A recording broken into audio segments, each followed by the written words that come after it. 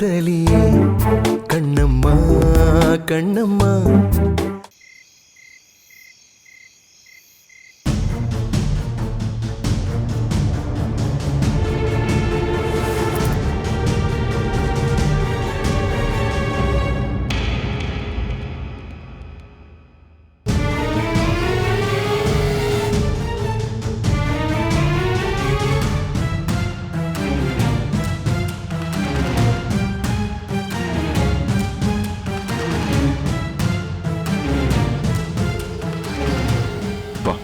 நான் இருக்கேன்.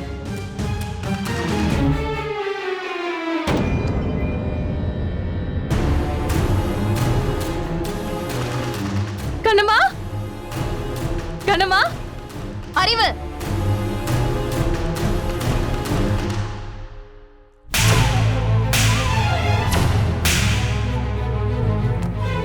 என்ன பண்ற சௌந்தர்யா? பாருங்க, செம்ம கோபத்துல நான் இருக்கேன். இவள ஏய் நிறுத்து. ஏன் இப்படி மிருகத்தனமா நடந்துக்கிற?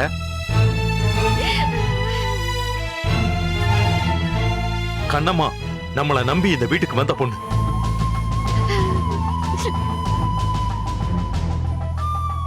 இந்த வீட்டுல இருக்கிறத விட எங்கேயாவது போய் தொலைறதே மேல்னு நினைச்சு யார்கிட்டயும் சொல்லாம அவ வீட்டை விட்டு வெளியில போயிட்டா. பாவம் பாரதி, அவ இல்லாம எனக்கு வாழ்க்கையே இல்லைன்னு நொந்து போயிருந்தான். இப்பதான் எப்படியோ கஷ்டப்பட்டு தேடி கண்டுபிடிச்சு அவளை வீட்டுக்கு கூட்டிட்டு வந்திருக்கான். நல்ல வேளை மருமகளுக்கு எதுவும் ஆகாம நம்ம வீட்டுக்கு வந்துட்டாலேன்னு சந்தோஷப்படாம இப்படி நடந்துக்கிற. அவ எதுக்காக வீட்டை விட்டு போனா, அவளுக்கு என்ன பிரச்சனை, யாரால பிரச்சனைன்னு கேட்கறத விட்டுட்டு ஒரு விரோதியை ட்ரீட் பண்ற மாதிரி அவளை ட்ரீட் பண்ணிட்டு இருக்க.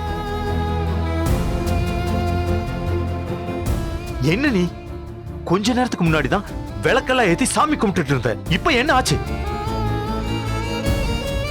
நான் சாமி கும்பிட்டது இவளுக்காகலாம் ஒண்ணும் இல்ல,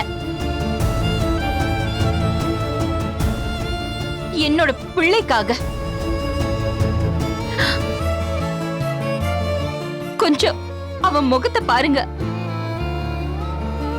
ஒரு நாள் இவ காணோனதுக்கே என் புள்ள துடிச்சு போய் வாடி நிக்கிறாங்க.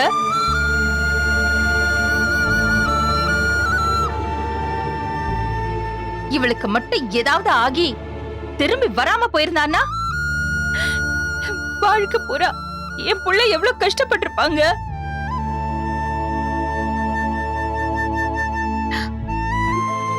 போயும் போய் இவளுக்காக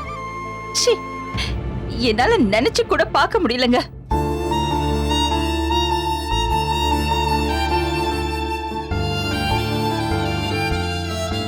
என் புள்ள நல்லா இருக்கணுங்கிறதுக்காக மட்டும்தாங்க நான் சாமியே கும்பிட்டேன்.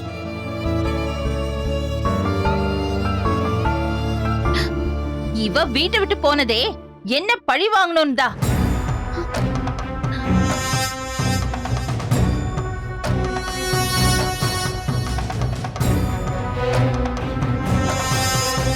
இது எல்லாமே இவளும் அவங்க அப்பனும் சேர்ந்து போட்ட நாடகம்.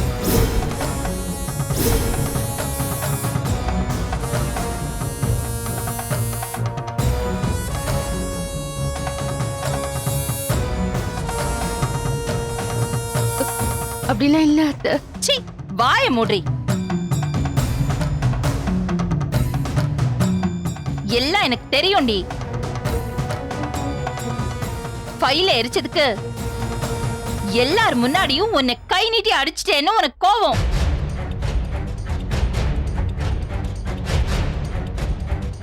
அஞ்சலியை மட்டும் நல்லா பாத்துக்கிட்டு உன்னை ஒதுக்கி வைக்கிறேங்கிற பொறாம. அதான் வீட்டை விட்டு போறேன், அதுக்கு யாரும் காரணம் இல்லைன்னு நல்லவ மாதிரி எழுதி வச்சுட்டு உங்க அப்பன் கிட்ட போய் போலீஸ் ஸ்டேஷன்ல மாமியார் கொடுமைப்படுத்தி சித்திரவதை பண்ணதுனாலதான் ஏன் பொண்ணு காணாம போயிட்டான்னு ஏன் மேலேயே கம்ப்ளைண்ட் பண்ண வச்சிருக்க. ஐயோ,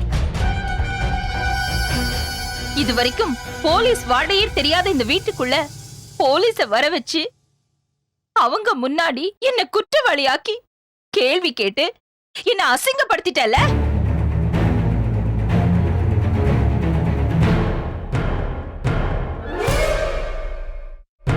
இது வரைக்கும் என் அப்பா அம்மா பிள்ளைங்க ஏன் என் புருஷன் கூட என்னை ஏன் எதுக்குன்னு கேள்வி கேட்டதில்ல. யார் எவருன்னு தெரியாதவங்க எல்லாம், தெருவுல போறவங்க வரவங்க எல்லாம் இந்த வீட்டு வாசலுக்கு வந்து என்ன எகத்தாளமா கேள்வி கேட்டாங்க. ஊரே சிரிக்குது. கொஞ்சம் விட்டிருந்தா இந்த நியூஸ் டிவி, ஊரு, உலகம், மீடியா எல்லாத்துக்கும் தெரிஞ்சு என்னோட மான மரியாதை எல்லாமே போயிருக்கும். நீ நினைச்சதை சாதிச்சிட்டேலடி.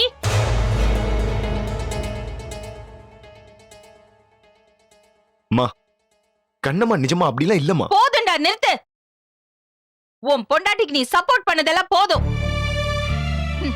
நீயும் இதுக்கு உடந்தையா இருந்தியோன்னு எனக்கு ஓ மேலயும் டவுட் இருக்குடா. அது எப்படிடா? மொபைலை ஸ்விட்ச் ஆஃப் பண்ணி வீட்ல வச்சுட்டு போயிட்டா. போனவ எங்க போனான்னு தெரியாது. அவளை காண்டாக்ட் பண்ண எந்த சோர்ஸும் இல்ல. இவ்ளோ பெரிய சிட்டிக்குள்ள ஒரே நாள்ல எப்படி இவளை தேடி கண்டுபிடிச்சு கூட்டிட்டு வந்த?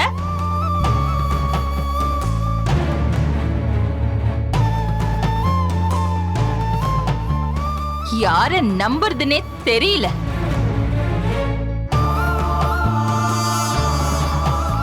உண்மையிலேயே நீ ரோஷத்தோட இந்த வீட்டை விட்டு போகணும்னு நினைச்சிருந்தா ஒண்ணு கண்காணாத தூரத்துக்கு போயிருக்கணும், இல்லன்னா இந்நேரத்துக்கு செத்திருக்கணும்.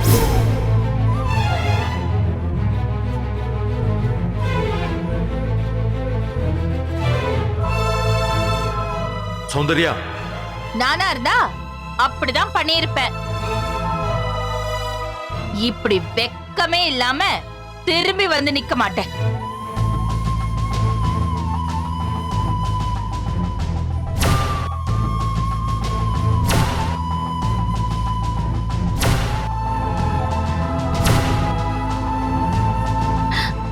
என்ன மன்னிச்சிருங்க மாமா.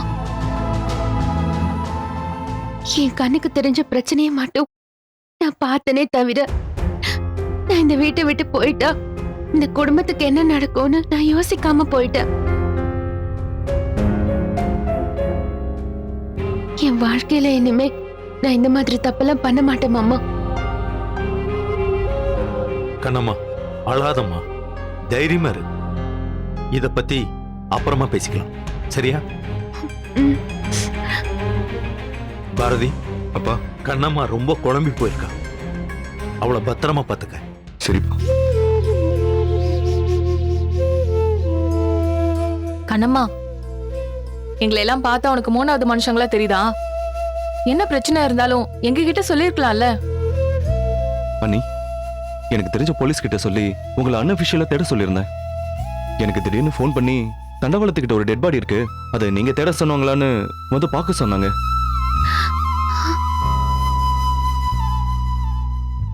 அது நீங்க இல்லைன்னு கன்ஃபார்ம் பண்ற வரைக்கும் எனக்கு உயிரே போயிடுச்சு. என்ன மன்னிச்சிரு அகில். அறிவு, நீயும் என்ன மன்னிச்சிரு. இனிமே நான் இந்த மாதிரிலாம் பண்ண மாட்டேன்.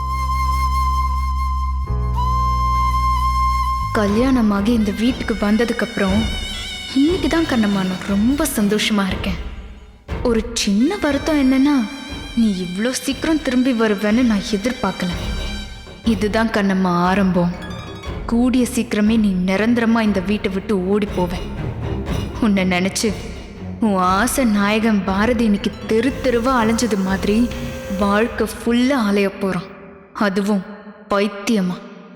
டேய் பாரதி, கண்ணம்மா ஒரு ரூமுக்கு கூட்டிட்டு போ. அவளை கொஞ்சம் ஃப்ரீயா விடு. தேவையில்லாம இதை பத்தி பேசிட்டே இருக்காத. கண்ணம்மா, நீனும் சாப்பிடல, குளிச்சுட்டு ஃப்ரெஷ் ஆயிட்டு வா. நான் டிஃபன் செஞ்சு வைக்கிறேன். சாப்பிட்டு எதை பத்தியும் யோசிக்காம நிம்மதியா தூங்கு. அண்ணி, நீங்க எதை பத்தி யோசிக்காதீங்க, சில்லா இருங்க. பாத்துக்கோ. ஓகேடா. வா. என்ன கண்ணம்மா இப்படி பண்ணிட்ட? பாரதி மாமாவை பத்தி கொஞ்சமாவது யோசிச்சு பாத்தியா? ஆசைப்பட்டவங்க நம்மளை விட்டுட்டு போயிட்டா எப்படி வலிக்கும்.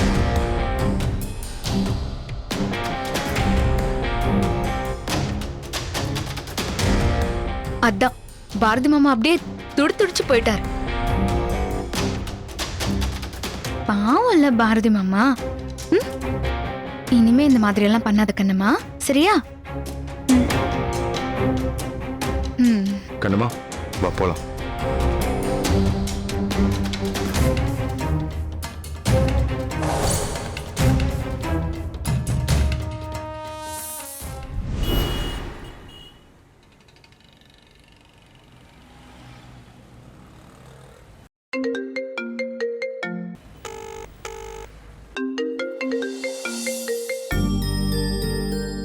அப்பா, கண்ணம்மா,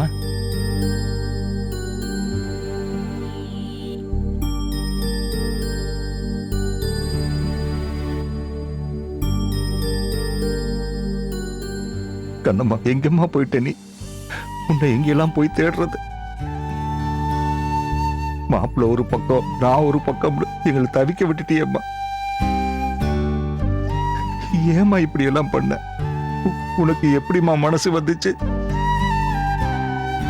உன்னை தேடி தேடி நான் தெரு தெருவா அலைஞ்சம்மா.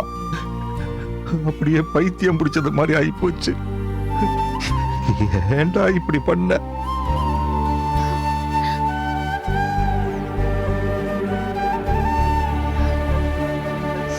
எங்க எல்லாரையும் விட்டுட்டு போறதுக்கு எப்படிமா நீ முடிவு பண்ண? மாப்பிள்ளைய நினைச்சு பாத்தியா, இல்ல என்னத்தான் நினைச்சு பாத்தியா? அன்னைக்கு நீ பாசமா பேசும்போதே என் பொண்ணு நிம்மதியா இருக்கான்னு நான் எப்படி சந்தோஷப்பட்டு தெரியுமா? இப்படி மொத்தமா எங்களை எல்லாம் விட்டுட்டு போறதுக்காகத்தான் அன்னைக்கு அவ்வளவு பேசினேன்னு எங்களுக்கு தெரியாம போச்சுமா. எவ்வளவு பிரச்சனை வந்தாலும் எல்லாத்தையும் சமாளிச்சு எதிர்த்து நிக்கிறவதான் என் கண்ணம்மா. என் மனசுல உன்னை அப்படித்தாம்மா நான் நினைச்சு வச்சிருக்கேன். உன் குரலை கேட்டதுக்கு அப்புறம் தான் போன உசுரே எனக்கு திரும்பி வந்தது மாதிரி இருக்கு. ஒருவேளை உன்னை கண்டுபிடிக்காம போயிருந்தா நான் உசுரோட இருந்திருப்பேன்னு நினைக்கிறியாமா?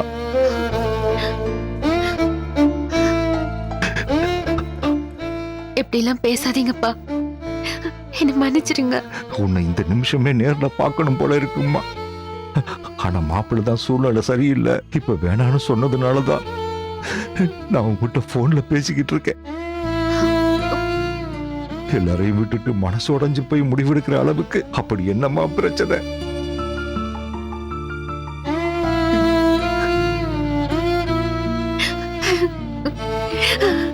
சரிம்மா, நீ அழாதம்மா. எனக்கு தெரியாத புது பிரச்சனை உனக்கு என்ன வந்துட போகுது? ஆனா பிறந்ததுல இருந்தே துன்பத்தை மட்டுமே அனுபவிச்சு வாழ்ந்த உன்னாலேயே தாங்கிக்க முடியலைன்னா அப்போ உன் மனசுல எவ்வளவு வலியும் வேதனையும் இருக்கும். ஆனா ஒரு விஷயமா, அந்த வீட்டுல யாரு என்ன சொன்னாலும் மாப்பிள்ளை உனக்காக இருக்காருமா. உன் பக்கம் இருக்காருக்கிறத மறந்துடாத. உன்னால தாங்க முடியாத சுமையா அது இருந்துச்சுன்னா அவர்கிட்ட இறக்கி வச்சிடுமா. ஒரு பிரச்சனைனா அவர்கிட்ட மனசு விட்டு பேசு. அதை விட்டுட்டு இந்த மாதிரி முட்டாள்தனமான காரியத்தை எல்லாம் தயவு செஞ்சு பண்ணாதம்மா. சரிப்பா, இனிமே அப்படியெல்லாம் பண்ண மாட்டேன். ஆனா இப்ப இப்படி சொல்லிட்டு நாளைக்கு வேறொரு பிரச்சனைக்கு இதே மாதிரி பண்ணேன்னு வையே, அப்பட உசுரோட பார்க்கவே முடியாது சொல்லிட்டேன். அப்படியெல்லாம் சொல்லாதீங்கப்பா. நான் விளையாட்டுக்கு சொல்லலாமா? ஒருத்திக்காகத்தான் இந்த உசுறு இருக்குமா. நீ போறதுன்னு முடிவு பண்ணா அப்புறம் நான் வாழ்றதுக்கு எந்த அர்த்தமும் இல்லம்மா.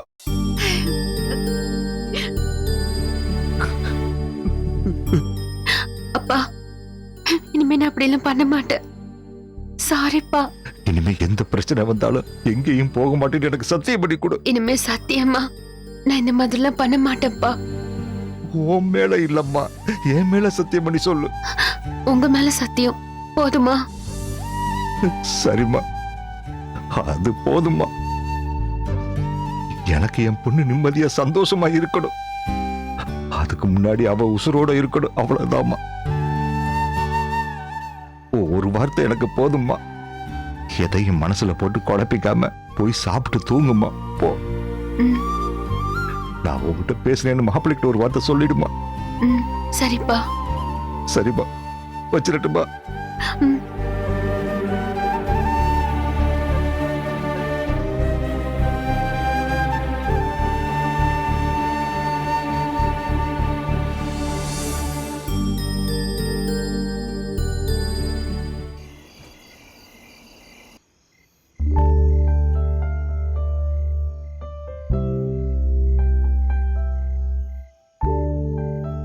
அப்பா பேசினாரு மாமா. ம். ஏன் வீட்டை விட்டு போன, என்னை விட்டுட்டு போக எப்படி மனசு வந்துச்சுன்னு செமையா திட்டினாரு. ம். அவர் பேசினதா உங்ககிட்ட சொல்ல சொன்னாரு.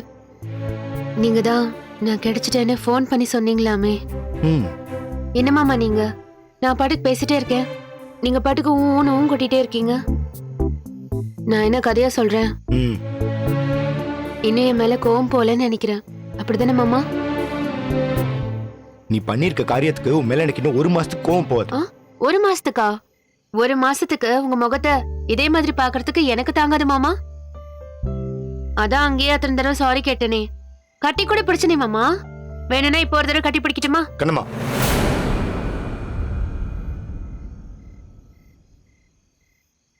உன் மனசுல என்ன நினைச்சிட்டு இருக்க? நீ செத்து போயிட்டா, பொண்டாட்டி செத்து போயிட்டா, புது மாப்பிள்ளைன்னு சொல்லி இன்னொரு பொண்ணை கல்யாணம் பண்ணிப்பேன்னு நினைச்சியா?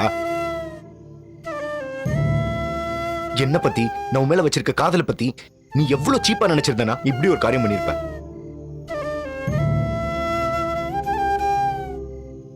ரொம்ப சாரி மாமா, பெரிய தப்பு பண்ணிட்டேன். ப்ளீஸ் என்ன மன்னிச்சிருங்க. 5 செகண்ட், வெறும் 5 செகண்ட் நான் லேட்டா வந்திருந்தா இந்த முகத்தை நான் பார்த்திருக்க முடியுமா? இந்த சிரிப்பை நான் பார்த்திருக்க முடியுமாடி?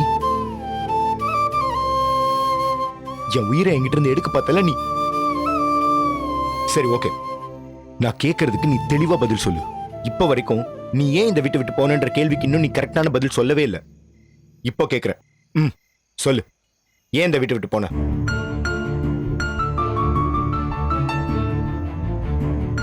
அதான் சொன்னனே மாமா, நீங்க எவ்வளவு ஆசாசியா என்ன கல்யாணம் பண்ணிருப்பீங்க. குழந்தைங்களை பெத்துக்கிட்டு சந்தோஷமா வாழணும்னு உங்க மனசுல எவ்வளவு கனவு இருந்திருக்கும். அந்த சாதாரண ஆசையை கூட என்னால நிறைவேற்ற முடியலையே. நான் உயிரா நினைக்கிற பாரதி மாமாவை சந்தோஷமா வச்சுக்க முடியலன்னு நான் ஒவ்வொரு நாளும் எவ்வளவு அழுதுருக்கேன் தெரியுமா? உங்களுக்கு என்னால கொடுக்க முடியற குறைஞ்சபட்ச சந்தோஷமே அது மட்டும்தான். அதையே தர முடியாத பாவியா நான் இருக்கேன். ஏய்,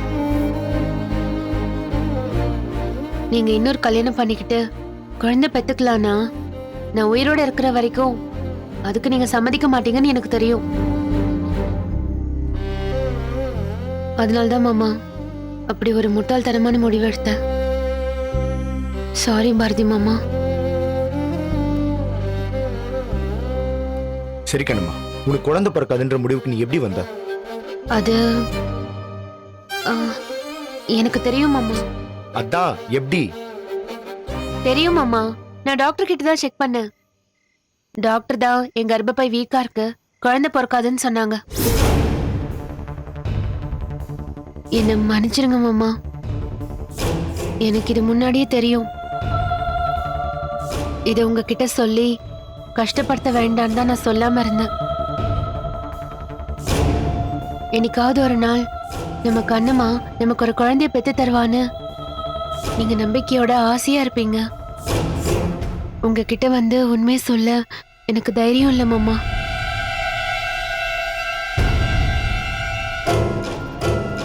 சரி கண்ணம்மா, உனக்கு உடம்புக்கு பிரச்சனைன்னு யார் சொன்னா? சொன்ன டாக்டர் யாரு?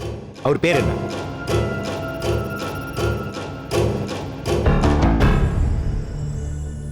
வெண்பாதா.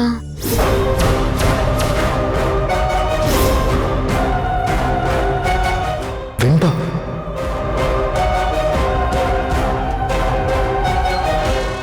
அவங்க செக் பண்ணி என் கர்ப்பப்பை வீக்கா இருக்கு, குழந்தை பெத்துக்கிறது ரொம்ப ரொம்ப கஷ்டம்னு சொன்னாங்க. வேற யாராவது சொல்லியிருந்தா கூட நான் நம்பியிருக்க மாட்டேன் மாமா. இன்னொரு டாக்டர்கிட்ட போய் செக் பண்ணிருப்பேன். ஆனா இது நம்ம வெண்பா சரியா தானே மாமா சொல்லுவாங்க.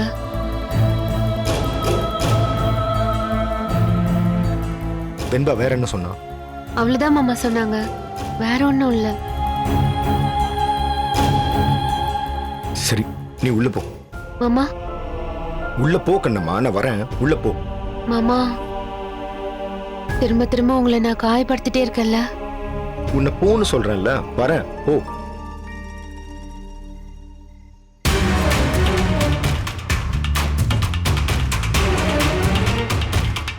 நான் கொடுக்குற மாத்திரைய கண்ணை மூடிட்டு சாப்பிடுன்னு சொன்னாங்க. எல்லாம் சரியாயிடும்னு சொன்னாங்க. வேற ஏதாவது குறைபாடு இருக்குன்னு சொன்னாலா? இல்ல மாமா.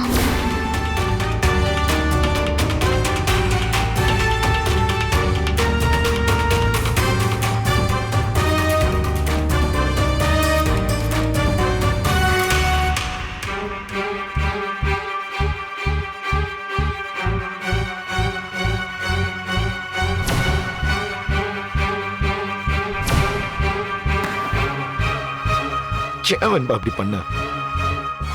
ஏன் அப்படி ஒரு பொய் சொன்ன? ஏன் மாத்தி சொன்ன? குழந்தை பிறக்காத பிரச்சனை இருக்கிறது எனக்கு, நீ ஏன் கண்ணம்மாக்கு பிரச்சனைன்னு சொன்ன? நீ சொன்ன பொய் இன்னைக்கு எவ்வளவு தூரம் வளர்ந்துருக்குன்னு பாத்தியா?